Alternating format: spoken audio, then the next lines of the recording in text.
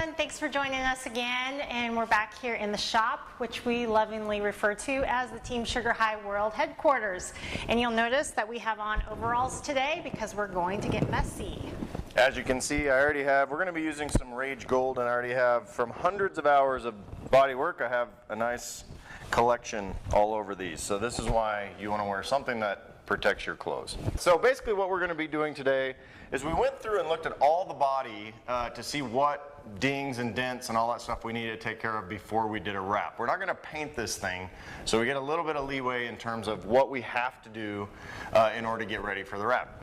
This back corner, the previous owner had some sort of accident. I don't know if they hit a tree or car or parking lot bump or whatever, but it's got some damage here.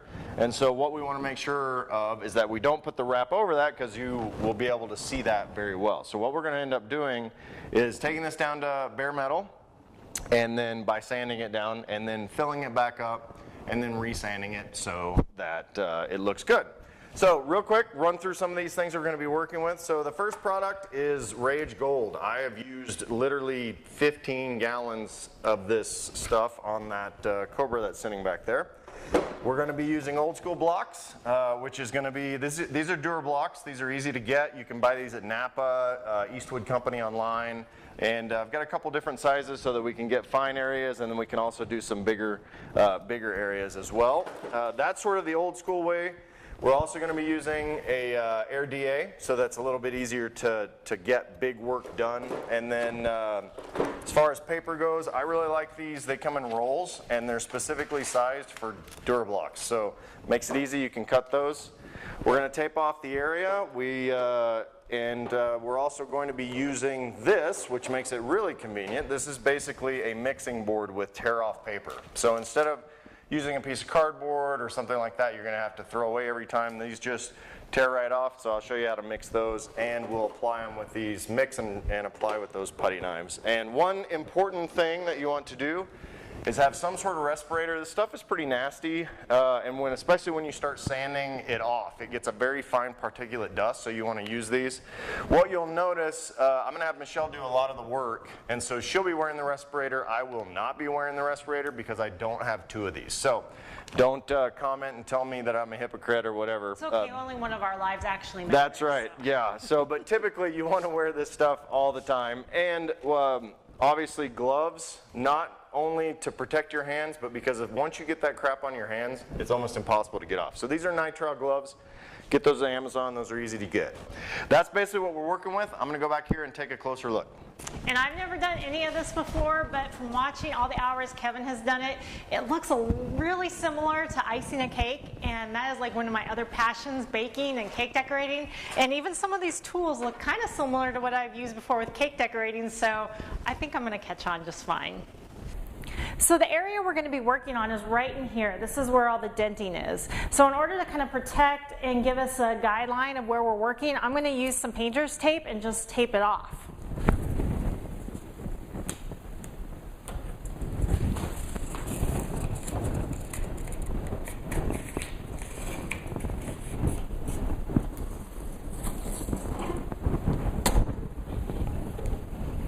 All right, now we're ready to work. So now that I've put a muzzle on my wife, I'm going to have her get started. And what I want to show you guys is basically two different methods. I'm pretty well equipped in this shop with air tools and electric tools and that kind of thing, but you may not have these at your disposal, and you may not want to drop a couple $100 in order to get them. And so I'm going to show you how to use just a normal block first, and then we'll show you, and we'll probably finish it up with DA, so because it's faster and it's easier. So like I said, you can buy these blocks. These are just Dura blocks is what they're called. That's the trade name. There's cheaper versions of them, I think, but these are the kind to get. So I think actually Napa sells these. I know they have like a paint and body area, and I think you can buy the Rage Gold there too. I buy my stuff on Amazon because it's easier. It comes in 2 days, and I don't even have to get out of my chair. This is going to be 80 grit, and if you read the Rage Gold, it talks about prepare it between 60 and 80 grit. This is 80 grit, which is pretty rough, and so what we're going to end up doing is we're going to take and we're basically going to sand all of this area off because the Rage Gold will not stick to the paint very well. And so I'm going to have Michelle go to work.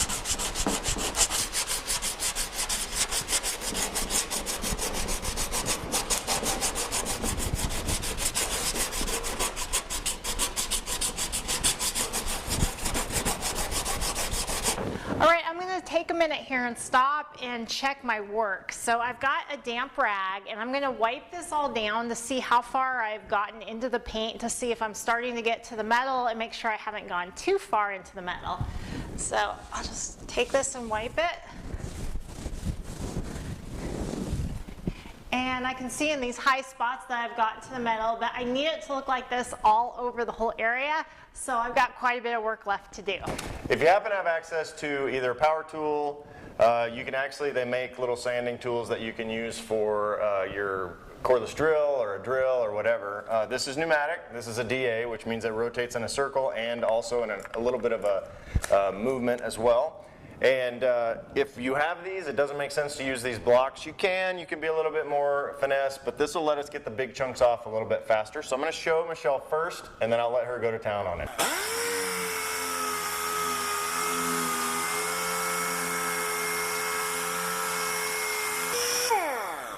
So that's how you do it. What you can see in this little area here is this is metal. This is black paint, that's the base coat, and then this actually is primer. That gray is the primer that's on the outside. So we're gonna go all the way down to the metal. As you get close to these edges, you just wanna sort of turn it on its side a little bit, and you can feather up to that edge. Don't be too worried about hitting the tape and stuff, so. Okay. There you go. Alrighty.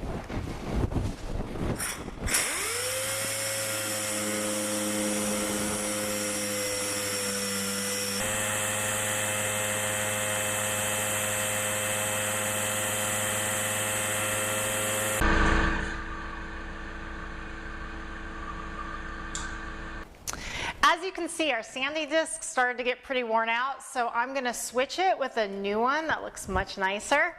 So I'll throw that aside and peel off the backing on this one. Then set it in my hand and carefully place this right onto it. Flatten it down, and now I'm ready to keep going.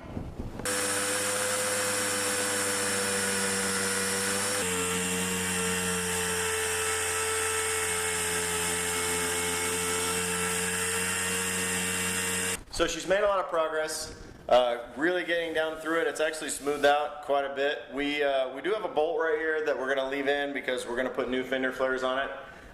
The fender flare choice that we're making is not 100% yet, so I'm not really sure whether or not we'll use this bolt or not. If we don't use it, we'll probably drill it out and then they can wrap directly over it, just like all these other holes. She's going to finish this up and we'll be good to go.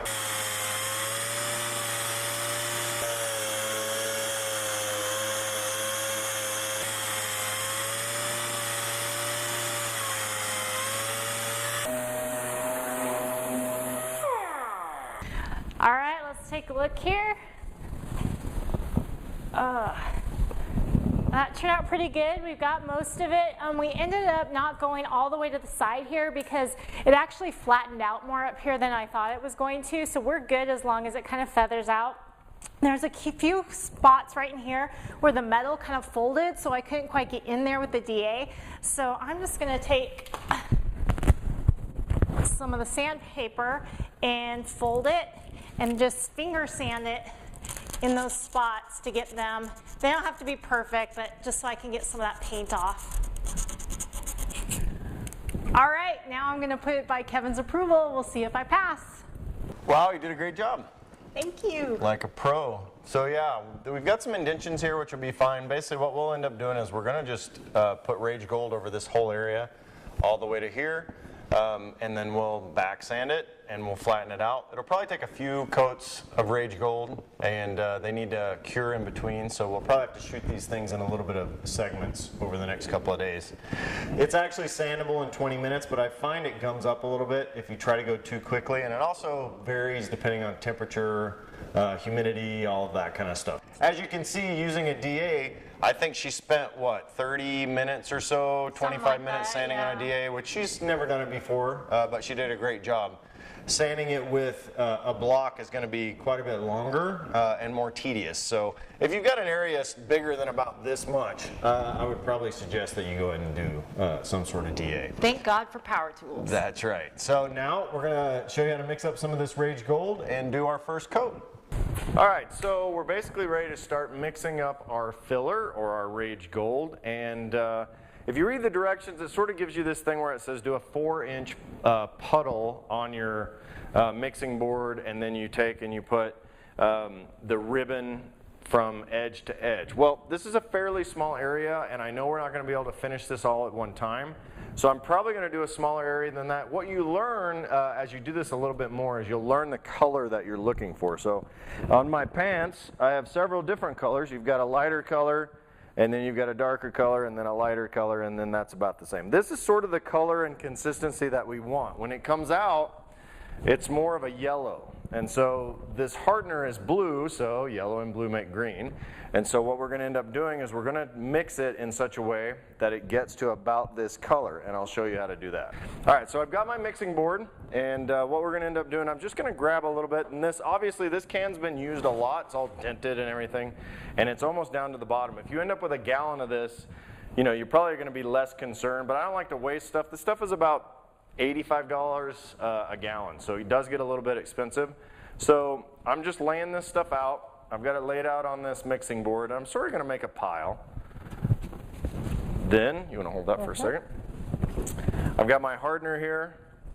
Oh, almost dropped that in there. And so what I do, and you can add more of this. The problem is if you add too much hardener, you will literally not have time to put it on there. It'll harden right away. If you put too little, it takes a little bit longer. If you put a lot too little, it won't even cure. So it's a bit of a balance. I know from experience, you know, about how much to put on here, but you can always add a little bit more, or you can add a little bit more of the filler base, so that you can get it pretty much perfect. That's the idea. But it really is not going to be too perfect. If you're one of these people that have to know exactly how much is in each thing to the gram, you're not going to like this, because it's really just not that way. I mean, it says about 4 inches, edge to edge and all that. So this is actually about 4 inches, but it's really thin. So how much do we put in? I'm basically going to be putting in like about an inch or so of stuff, and then we'll mix it. We'll see what color we get, and we'll go from there. So I'm going to mix this first one, and I'll let you. So if you see what I do is I'm basically pulling it across on top of itself. And you don't want to do too much of the flip, because what it's going to do is it's going to add bubbles into it. So you don't want a bunch of air bubbles. So what I try to do is I pull it across like that, and then reset it and pull it across. So just keep mixing that. And you want it to basically get a full uniform color. And you can turn it over if it needs to be turned over.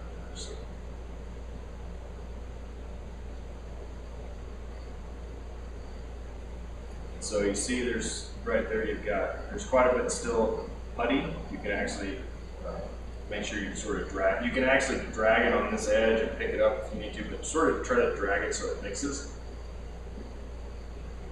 Pick it back up. So I can tell right away that it's a little bit too, it's going to be a little bit too much filler, or too much hardener for the filler. I'm going to take a little bit more on this putty knife and just throw it in there. So put that in. So the secret here is you got to get it mixed quickly, because it's going to start flashing off, and then you just won't be able to work with it anymore. Almost there. So what we're going to do now, she's going to apply that to the bare metal, and what we're going to sort of do is a little bit of a skim coat first, so that we can get it to apply, cover up the metal, and then then we'll put more coats on top of it. So basically what you're going to do is, you know that we have some edging to do, so just try to cover as much of that area as you can, and we're going to start filling that in.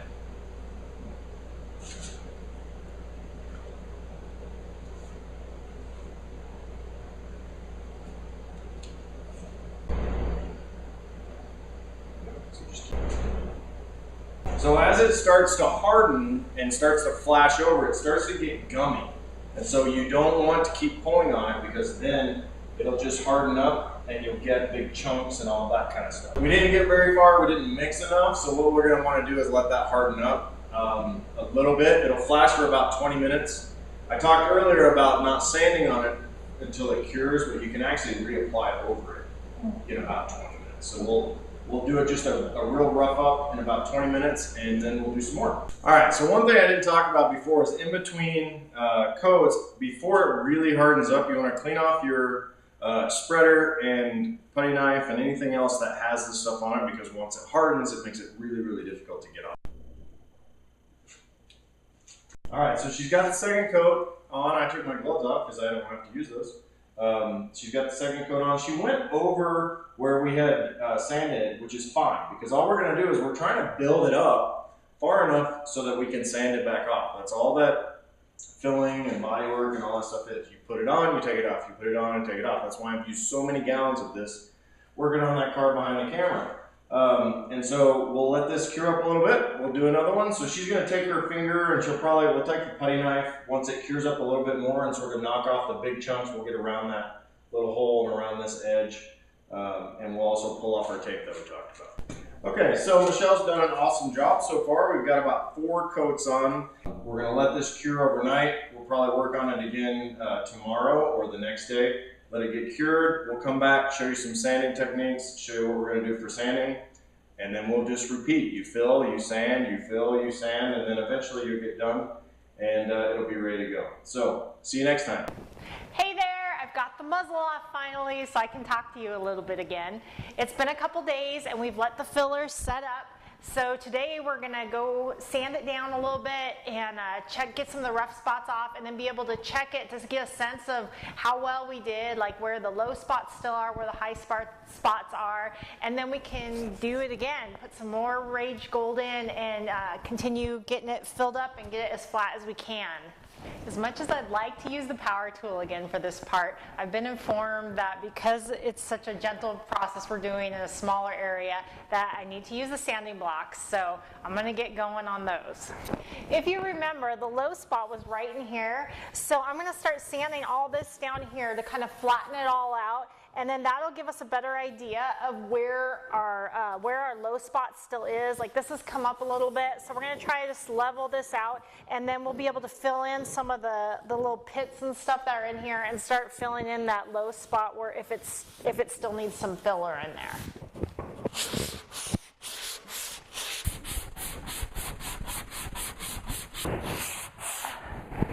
I don't recommend doing a shoulder workout right before you do this, which was my mistake today.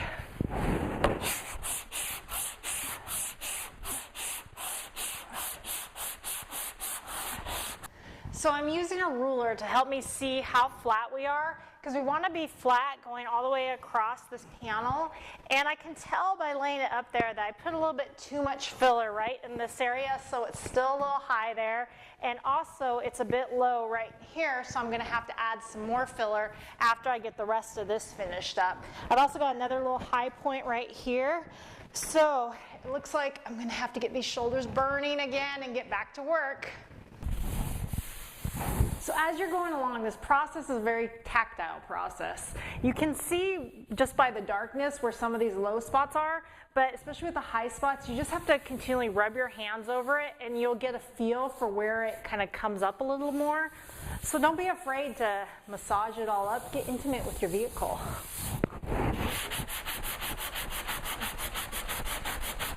I think I'm finally at the point that we've got it pretty darn level. So I'm going to wipe it all down now, and we will also use the shop vac and clean it up a bit before we add any more on here. Now that I've got it all cleaned up, I can see really well where all my low spots are. I've got some little valleys and craters and stuff in there, so I know when I get the filler now to go back over those areas and get those filled in. When we vacuumed up the area, it revealed a few more little pin-sized holes and even some other little bigger areas, because all that dust gets in those places and you don't see them until it gets vacuumed up. But it's okay on this because we're going to be doing some more sanding on it, and also it's got a wrap on it so we don't have to be as particular. But if you were painting, you'd want to make sure to go over even some of these little pin-sized holes and just do a real tiny layer of the filler on top of them. But we did put the filler here over the bigger area where we had more of that sunken area. So we got that all filled in. Now we're just going to let it dry for another day, and then we'll come back for some more sanding. So we've come out here, it's been maybe a day and a half since we did the last couple of coats. We've been sanding on this a little bit to flatten it out, get the flat edges, sort of go around the different edges of the fender. What I've done now is we're sort of at a point where we're getting really close, but we want to get it as flat as we can, given that we're doing a wrap that we don't have to get too crazy. But I'm using what's called a guide coat. So what a guide coat is, and they actually sell specific paint as guide coat. This is just a black sandable primer, which works really well too. What a guide coat is it allows you to see where the high and low spots are as you sand, particularly the low spots. So I just did a dusting over that whole area, and as we sand, it's going to really highlight where the low spots are. And what we do is we basically try to sand all of the guide coat off, so that if this is a low spot and there's high spots around, that'll leave a dark mark across it. And then, so you can see as I sand,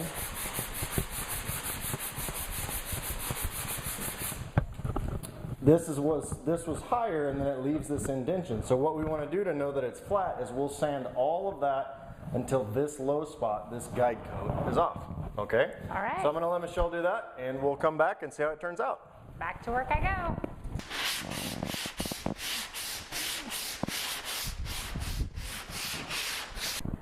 That guide coat was a really great tip. We were able to spray it on, and then as I sanded, we could see where the low spots were. And we had a little bit more that we still needed to fill in, so we filled in a few little spots, let it dry, continued sanding, and I think now we've got it to a point that's going to be good enough for what we need for the wrap. So I'm just going to wipe it down here. And the guys are going to need something for the wrap to adhere to. And as you can see, we also kind of went through and scratched up some of the paint a bit. So we're just going to spray it with some spray paint for now. And that should be good enough to be able to put underneath the wrap.